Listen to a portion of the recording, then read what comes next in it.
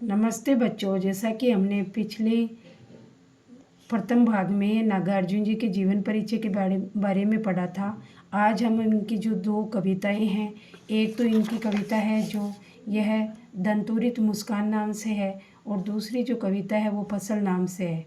तो सबसे पहले हम ये पढ़ेंगे, यह है दंतुरित मुस्कान। इस कविता के माध्यम से कवि ने छोटे बच्चे की जो मुस्कान होती है, उसके छोटे छोटे जो दांत निकले हुए होते हैं, उनके अलग अलग प्रकार के बिंबों के माध्यम से कवि ने बच्चे की मुस्कान को प्रकट किया है और बड़े ही मनोहक यानी मन को मोहने वाले ढंग के रूप में, रोचक रूप में इन्होंने प्रकट किया है।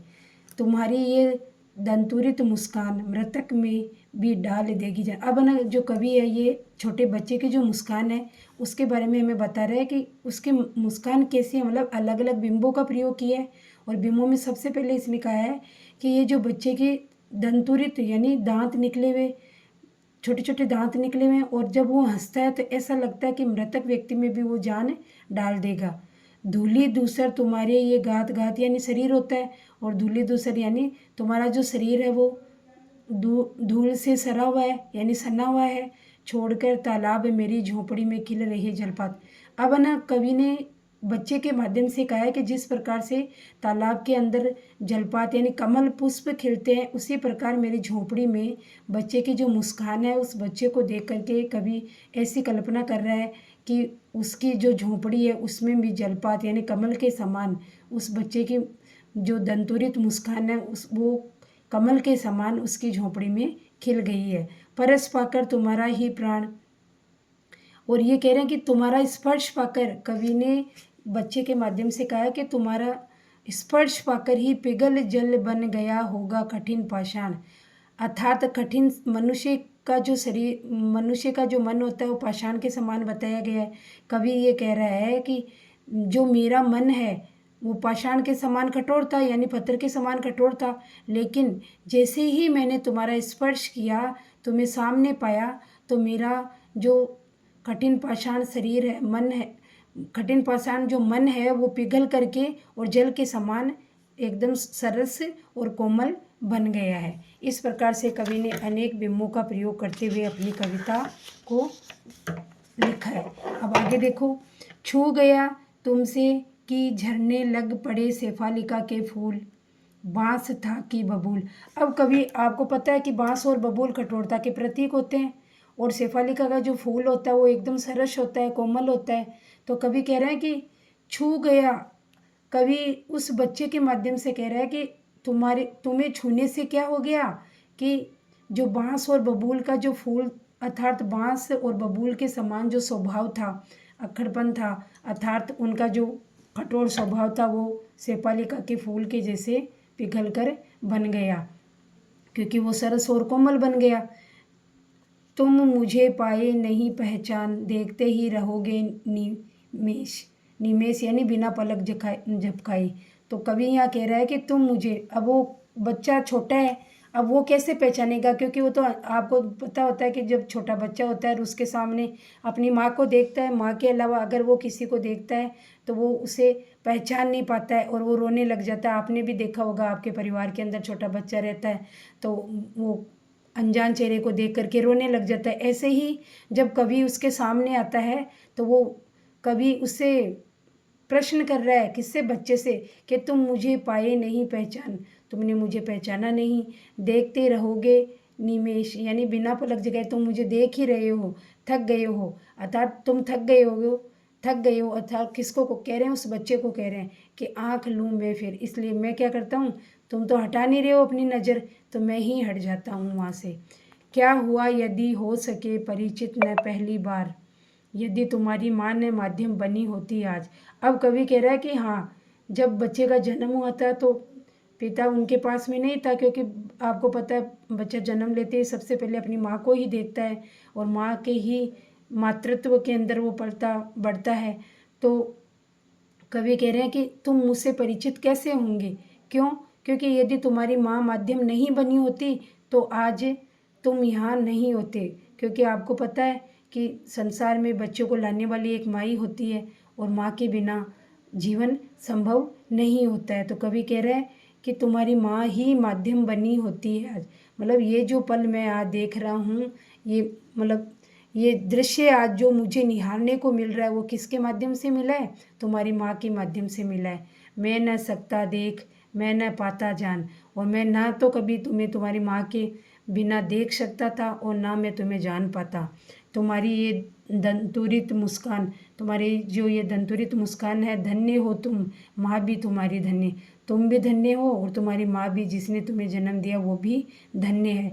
चीर प्रवासी में इतर में अन्य, और तुम चीर प्रवासी इतर में अन्य, अर्थात तुम एक चीर प्रवासी की तरह यहाँ आए हो। इस अतिथि से प्रिय तुम्हारा क्या रहा संपर्क, अर्थात वो स्वयं के बारे में कह रहे कि तुम्हारा मुझसे तो क्या संपर्क रहा।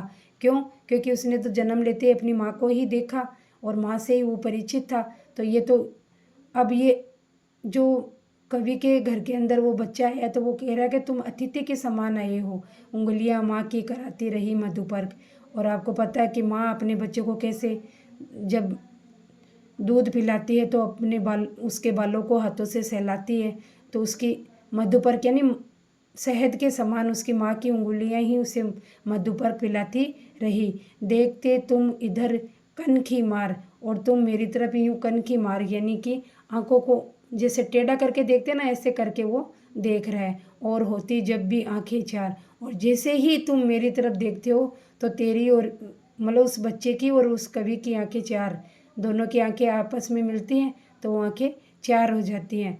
तब तुम्हारी दंतुरित मुस्कान, और जैसे ही आंख मिलाते हो तो तुम्हारी ये जो दंतुरित मुस्कान है मुझे लगती बड़ी ही छविमान, मुझे बहुत ही छविमान यानी बहुत ही अच्छी लगती है। ऐसी तुम्हारी ये मुस्कान है। कभी उससे अपनी नज़र हटाना ही नहीं चाहता, वो अपने बच्चे को निहारता ही रहता है।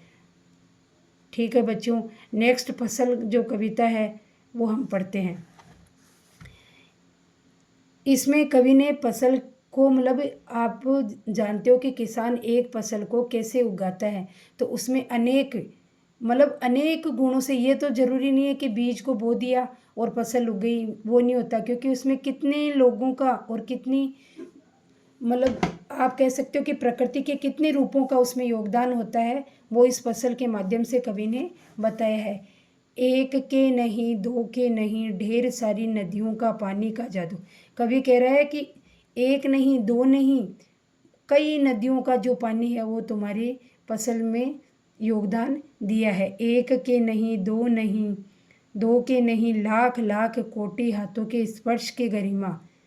कवि कह रहा है कि एक नहीं, दो नहीं, लाख लाख यानी कई लोगों के हाथों की, जो करोड़ों लोगों के हाथों के स्पर्श की गरिमा तुम्हारे योगदान में शामिल है। एक नहीं, दो नहीं, हजार हजार खेतों की मिट्टी का गुणधर्म।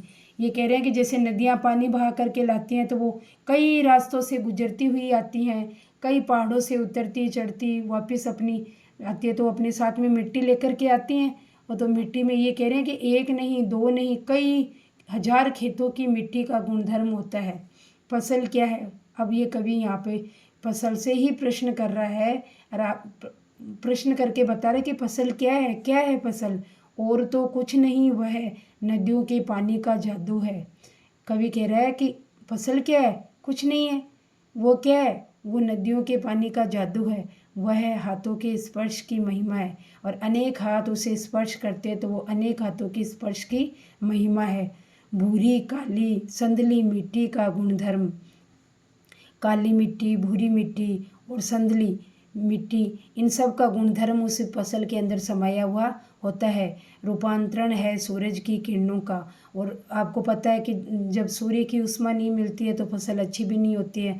उसे पर्याप्त रूप में पानी भी चाहिए, तो उसे पर्याप्त रूप में उष्मा भी चाहिए। तो ये कह रहे हैं कि रूपांतरण है सूरज की किरणों का। तो वो क्या सूरज की किरणों का रूपांतरण है?